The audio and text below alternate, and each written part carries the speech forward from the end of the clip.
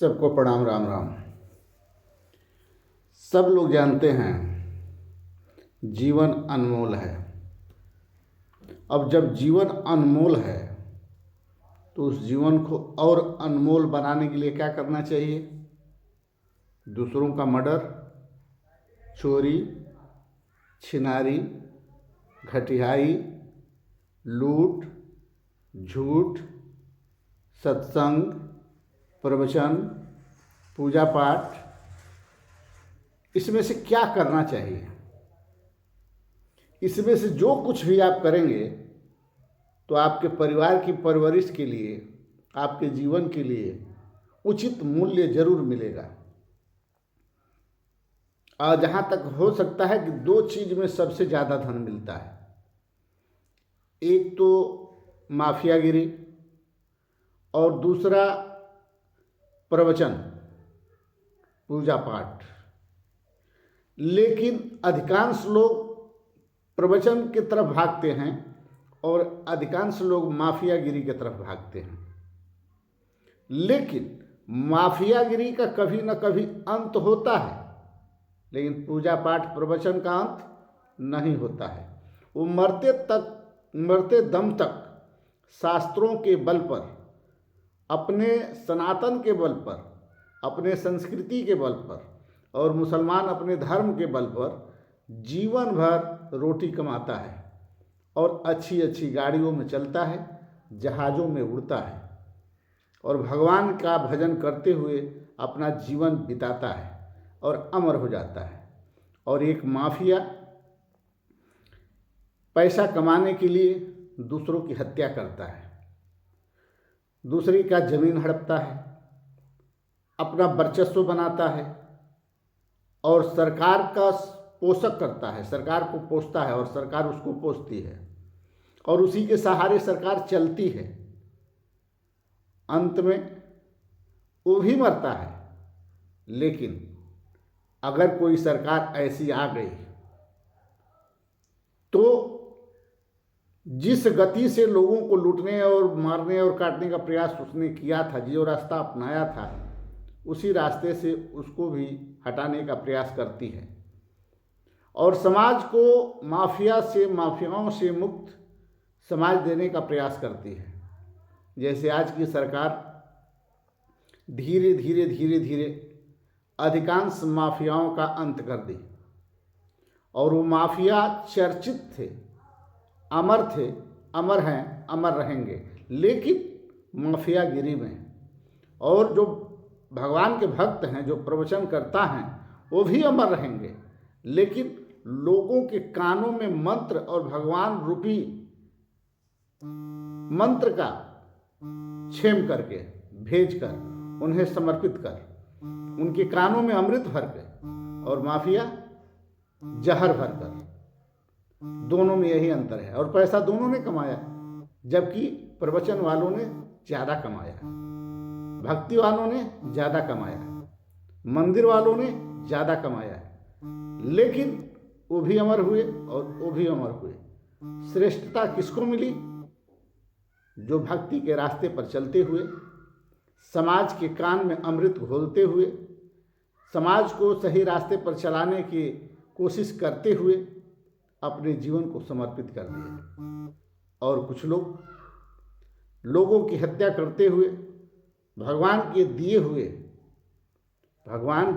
हुए जीव को मारते हुए, काटते हुए, खाते हुए, पीते हुए, चबाते हुए अपने जीवन को बिताने का प्रयास किया। जो भी लोग, लेकिन इन दोनों में जो सबसे बड़ा माफिया होता है और जो सबसे बड़ा भक्त होता है, ये नशा किसी तरह का कोई नशा नहीं करते हैं। ये शाकाहारी होते हैं, शुद्ध शाकाहारी होते हैं। लेकिन जो माफिया होता है वो मांसाहारी हो सकता है, लेकिन जो सन्यासी होता है वो मांसाहारी नहीं होता है। परिवार दोनों के होते हैं, जीने का तरीका दोनों का अलग अलग है। कोई भगवान के रास्ते पर चलता है, कोई शैतान के रास्ते पर चलता है। तो जब हम जानते हैं कि हमको रोजी रोटी अच्छे कर्मों से भी मिल सकते हैं, तो बुरे कर्म करने की क्या ज़रूरत है? समाज में जहर घोलने की क्या ज़रूरत है? देश और समाज के साथ गद्दारी और धोखा करने की क्या ज़रूरत है?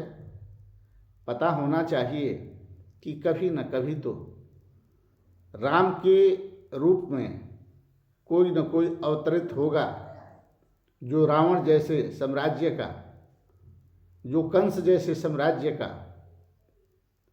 जो तमाम असुरों का अंत करेगा। और वही हो रहा है, यह किसी से छिपा तो है नहीं।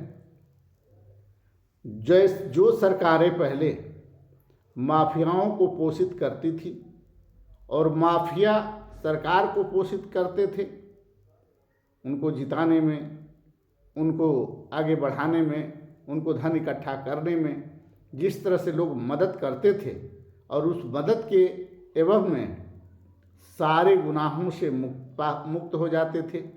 किसी तरह का केस मुकदमा नहीं होता था। खुलेआम असलहे लेकर लोग घुमा करते थे। खुलेआम चट्टी चौराहे पर लोगों को मार दिया करते थे।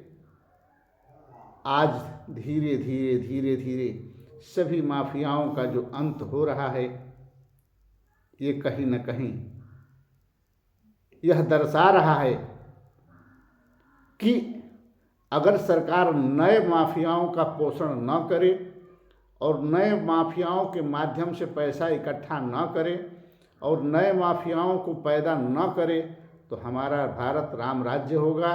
और अगर पुराने माफियाओं, अपोजिट पार्टियों के माफियाओं को ये सरकार अंत करती रही और नए माफियाओं को पोषित करती रही, तो फिर हमारा भारत वैसा ही होगा, जैसा था, जैसा है वैसा ही रहेगा। लेकिन अगर हमारी सरकार माफियाओं को अंत करती रही, अंत कर दी, अपने रहते रहते सभी माफियाओं का अंत कर दी और नए माफियाओं का पोषण नहीं की और सबको सही रास्ते पर चलने के लिए निर्देशित करती रही, तो हमें पूरा विश्वास है कि हमारा भारत राम राज्य की स्थापना होगी और हमारा भारत विश्व गुरु बनेगा। लेकिन इस पर जोर देना होगा कि हमारे भारत में जिस प्रकार अन्य धर्म के लोग अपने धर्म के लिए एक एक मदरसा या एक एक स्कूल चलाते हैं, अन्य विद्याओं के बाद भी, तो हमारे हिंदू धर्म में भी जो गुरुकुल हुआ करते थे, जिसमें धर्म के विषय में शिक्षा दी जाती थी और धर्म के अनुसार ही जीने और रहने की जो प्रेरणा मिलती थी, उस तरह के गुरुकुल भी होने चाहिए। इन बाहरी शिक्षाओं के अलावा भी हमें धर्मशास्त्र की शिक्षा के लिए अलग से गुरुकुल खोलना चाहिए। सरकार से निवेदन है, वंदन है, अभिनंदन है कि अन्य प्रदेशों में भले समाज लूटा जा रहा हो टैक्स के माध्यम से या तरह तरह के तरीके से, लेकिन हम महाराज जी से, योगी जी से कहना चाहेंगे कि आप हमारे बड़े भाई हैं, हमारे राजा हैं, हमारे माननीय हैं।